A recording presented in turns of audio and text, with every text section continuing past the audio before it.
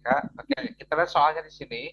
Seorang laki-laki berusia 27 tahun dirawat di rumah sakit karena luka bakar sejak 2 hari yang lalu.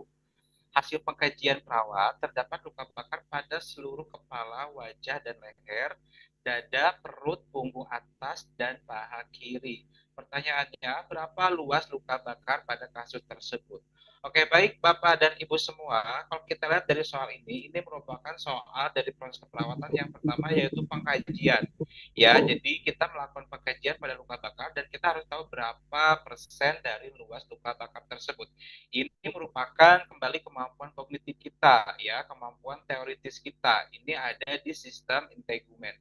Jadi banyak sistem ya yang akan muncul di soal-soal uji kompetensi, tidak hanya sistem integumen, ada muskuloskeletal, pernapasan, pencernaan, kardiovaskuler dan lain-lain. Jadi ini juga merupakan salah satu yang harus Bapak dan Ibu semua hafal dan saya rasa jika memang kita sudah sering atau pernah praktek di rumah sakit, ini dipastikan kita harus menguasai ini. Ini kalau ada soal seperti ini tidak boleh ada yang salah. Ya, yang tadi seperti yang udah Ibu Yanti katakan rules of nine. Ya, berarti ini harus betul-betul tahu rules of nine. Ya, jadi harus tahu kayak wajah berapa, leher berapa, kepala, dada, perut itu semuanya berapa sampai digenapi sampai 100%. Oke, kita lihat jawabannya, Kakak.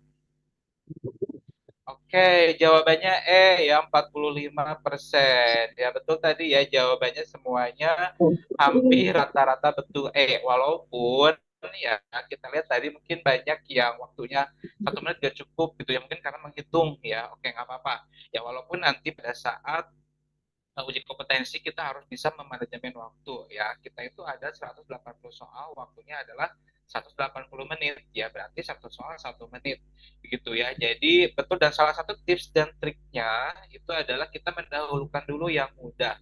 Ya kalau kita tahu mengenai rules of nine, selesaikan dulu mengenai penghitungan luas luka bakar ini. Itu ya Bapak dan Ibu ya. Kalau kita tahu seperti di sini ya seluruh kepala, wajah dan leher itu 9%, dada dan perut 18%, punggung atas 9%, paha kiri ini pada depannya 9%, kalau di belakang sama 18%, maka total jumlahnya itu adalah 45%. Ya, jadi Bapak dan Ibu karena ini saya lihat semuanya udah betul semua. Jadi kalau kita tahu mengenai rules of nine, maka dahulukanlah soal ini. Jadi jangan sampai dilewat ya. Jadi konsentrasi dulu di soal yang ini. Ya ini rules of nine ada yang untuk dewasa dan juga untuk ada yang anak. Tetapi karena kita keperawatan medikal bedahnya dewasa, berarti yang kita apakah itu adalah keperawatan yang dewasanya, ya rule of nine yang dewasa. Tetapi yang anak juga nggak apa-apa, karena mungkin saja muncul ya soal di keperawatan anak. Jadi harus tahu yang dewasa dan juga yang anak mengenai rules of nine.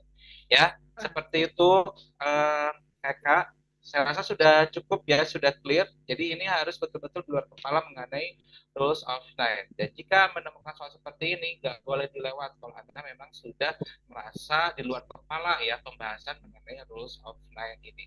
Yang D3 maupun yang S1 dipastikan biasanya soal ini ada ya untuk sebuah sistem intake. Ya, cukup Oke. Kak.